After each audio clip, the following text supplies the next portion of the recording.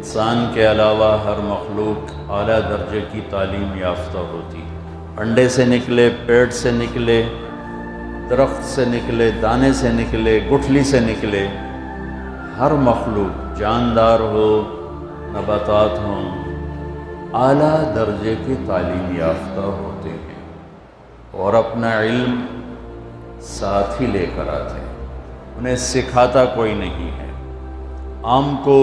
آم کی گٹھلی سے کیا نکلنا ہے، گٹھلی کو پتہ ہے مجھے کیا نکالنا ہے، پھل کیسا بنانا ہے، ذائقہ کیسا بنانا ہے، خوشبو کیسی بنانی ہے، آج تک اس کے خلاف کبھی نہیں ہوا، نہ آئندہ ہوگا۔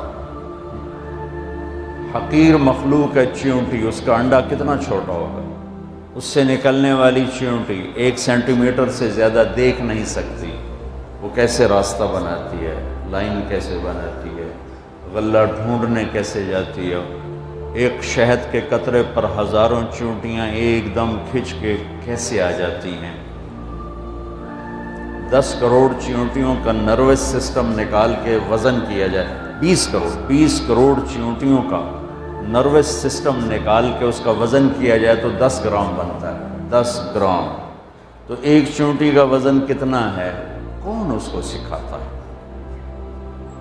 ربنا الذی اعطی کل شیء خلقہ ثم ہدی، اسے رب سکھاتا ہے۔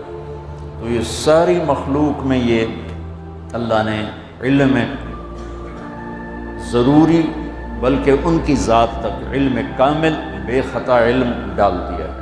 اب شیر کو ڈنڈے مار مار کے گھاس نہیں کھلا سکتے، مر جائے گا، نہیں کھائے گا۔ اب بکری کو ڈنڈے مار مار کے پلاؤ نہیں کھلا سکتے، قورمہ نہیں کھلا سکتے، بھوکی مر جائے گی، نہیں کھائے گا۔ اس کے اندر ایک علم ہے جس میں خطا کی گنجائش کوئی نہیں ہے۔ میں نے آپ کو چند مثالیں دی۔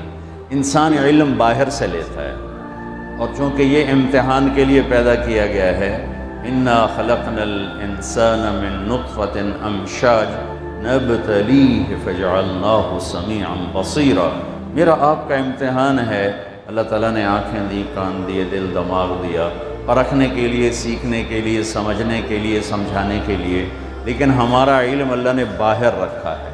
ہم یہاں بچہ پیدا ہو، اسے انگلینڈ بھیج دیں تو وہ انگلش بولے گا، اسے پتہ ہی نہیں ہوگا پنجابی کیا ہے، سرائکی کیا ہے، پشتو کیا ہے۔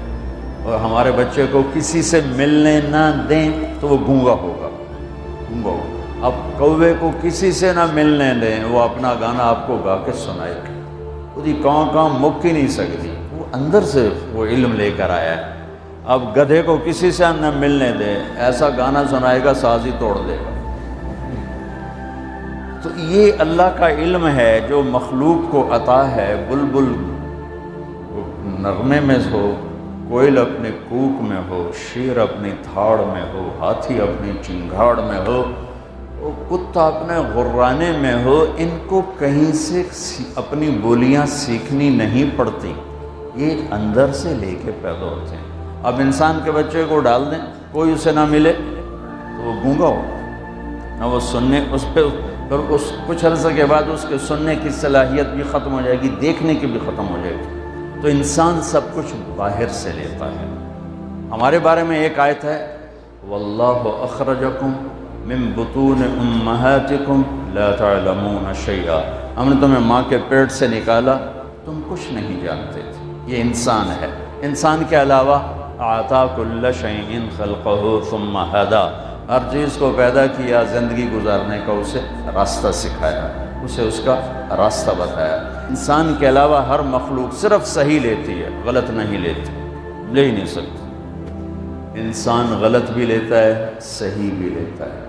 انسان اپنی اندر سے کفر بھی نکالتا ہے، ایمان بھی نکالتا ہے، اس زبان سے جھوٹ بھی بولتا ہے، سچ بھی بولتا ہے، ان نظروں کو بے حیا بھی کر دیتا ہے اور جھکا کے حیادار بھی کر لیتا ہے۔ وہ شربت بھی پیتا ہے، شراب بھی پیتا ہے، وہ رشوت بھی لیتا ہے، اور وہ حلال بھی کماتا ہے، وہ بدکاری بھی کرتا ہے اور نکاح بھی کرتا ہے، وہ ظلم بھی کرتا ہے اور انصاف بھی کرتا ہے، محبت بھی کرتا ہے، نفرت بھی کرتا ہے، پتھر کے آگے بھی جھکتا ہے اور اللہ کے سامنے بھی جھکتا ہے، ایک اللہ کو مانتا ہے، ہزاروں خداؤں کو مانتا ہے، کبھی وہ گائے کی پوجا کرتا ہے، کبھی صرف اللہ کے سامنے جھکتا ہے، یہ آپ کو ساری دنیا میں نمونے نظر آئیں گے۔ ہر طرح چونکہ یہ امتحان کی جگہ ہے، علم باہر ہے۔